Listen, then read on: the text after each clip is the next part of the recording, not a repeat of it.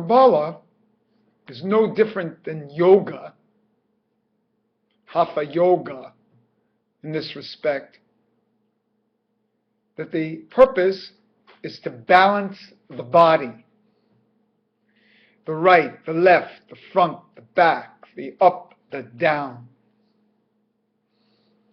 In these polarities, something opens.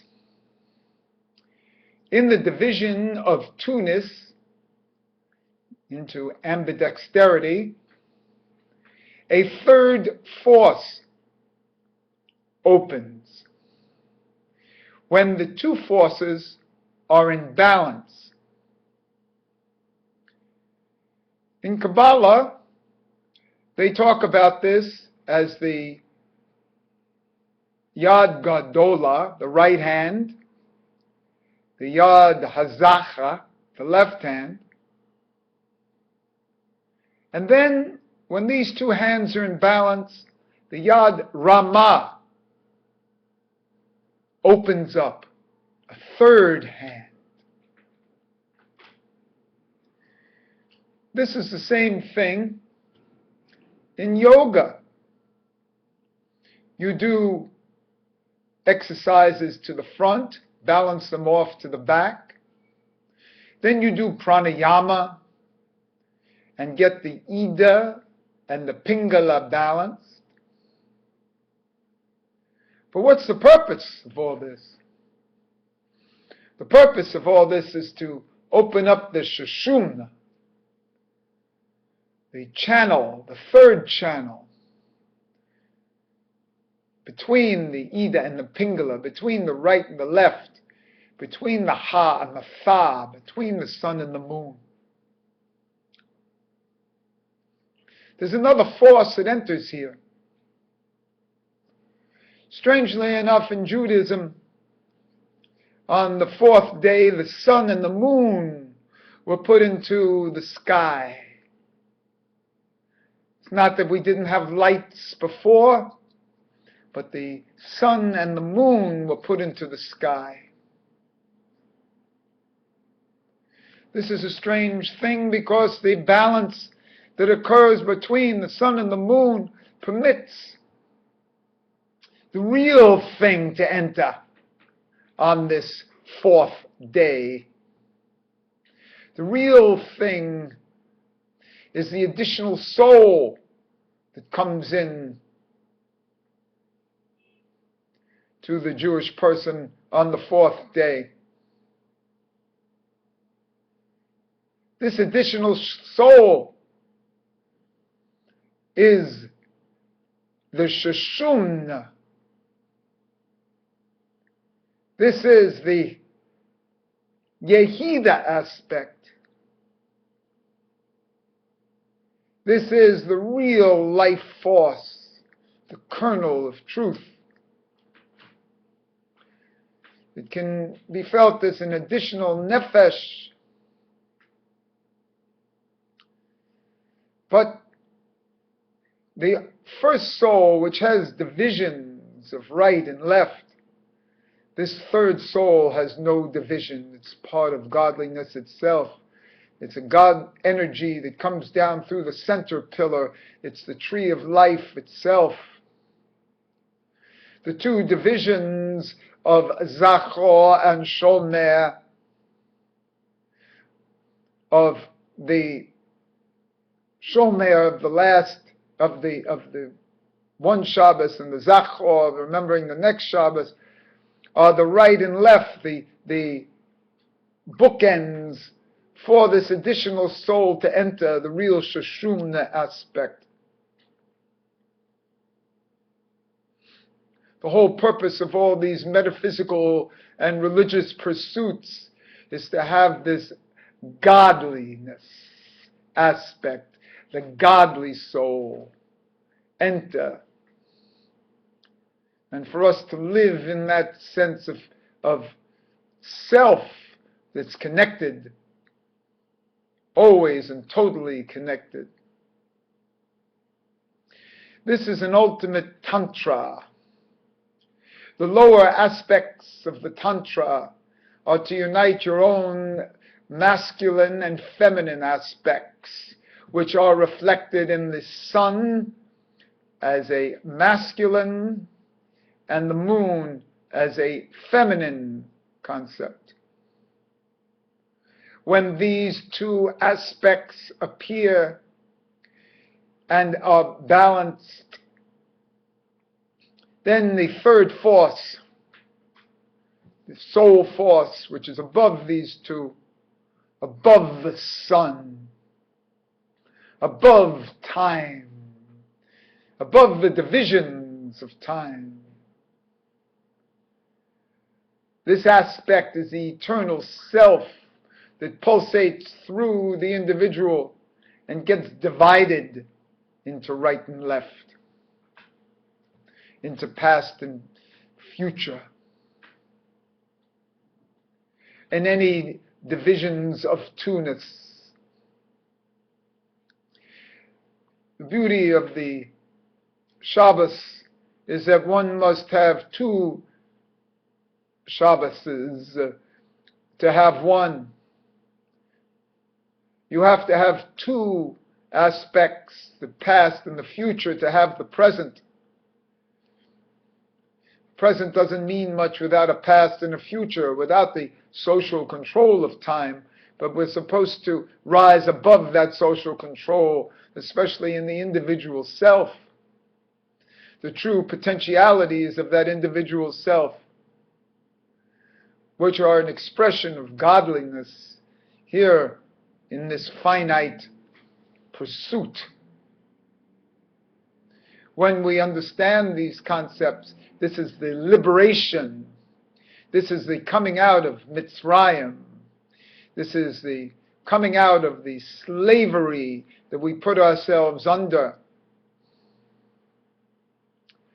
It's a slavery of our own ignorance and letting ourselves be bound within the constructions and confines of a societal that we find ourselves in and have been perpetuated in through millennia. How to break this social control? Yoga is a fine way to break the social control for people who aren't Jewish. Any methodology that can break the social control is fine. But Jewish people have the ability, because of that connection to Hashem, to do it in a Jewish way. It's best by study and prayer and using the body from a visual pursuit.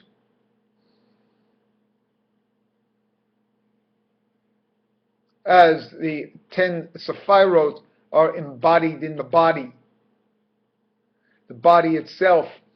When one does yoga, one is actually utilizing these 10 Sephirot within the body. It's the same thing, but it's not a Jewish pursuit. It's easier to get to these realms from a Jewish point of view for a Jew.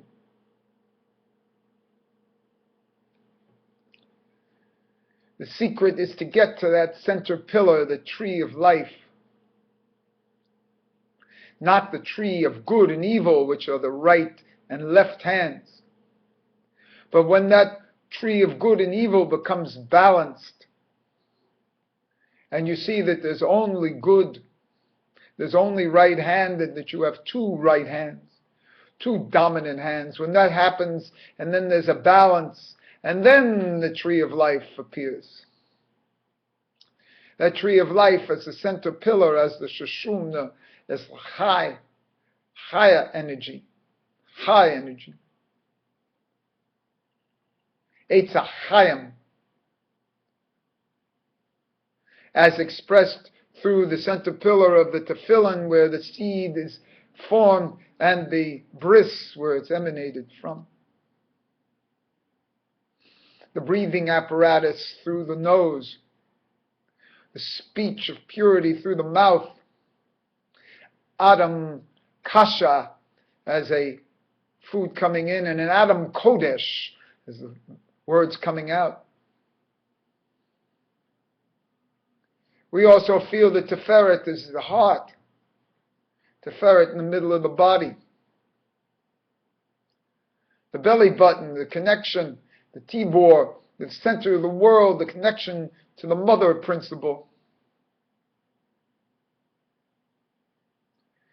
The bris, the obvious connection to sexuality, and the anal aspects, the obvious connection to the ground.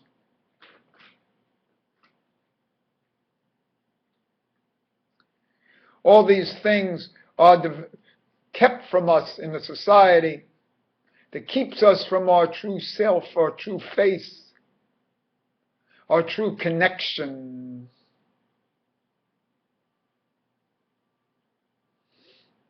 Blockages to Kundalini make us sick. Everyone knows their blockages, their secrets. There isn't a methodology to find it.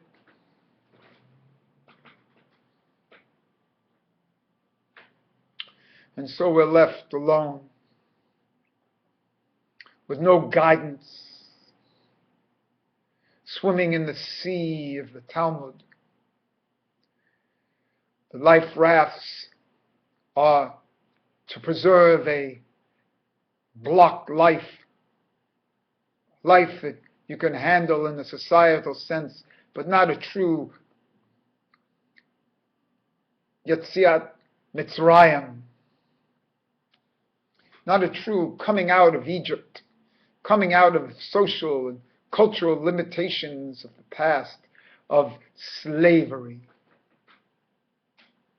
What does that mean to be comfortable and to live as a slave, in slave mentality?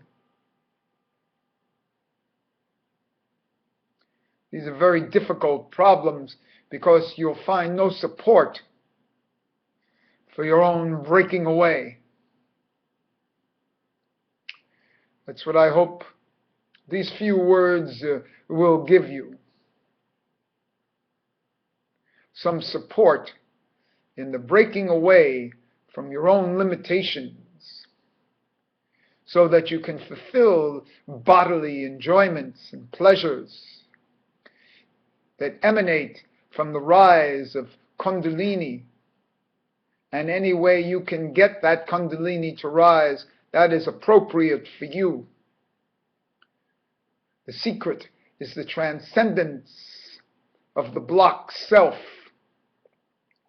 of the limitations. And so I ask you on the fourth day of the week, which is the Wednesday, to recognize the sun and the moon being placed in the skies, and the additional soul energy that will come into you at that time, which is within the parameters of the two Shabbos of the past week and the next week. And to start to understand these energies, that they are not random, but they are within you, your feelings, your emotions, your energies, but have a difficult time finding the confidence necessary to actualize them as true in a society that is only constantly interested in blocking your coming out of Egypt.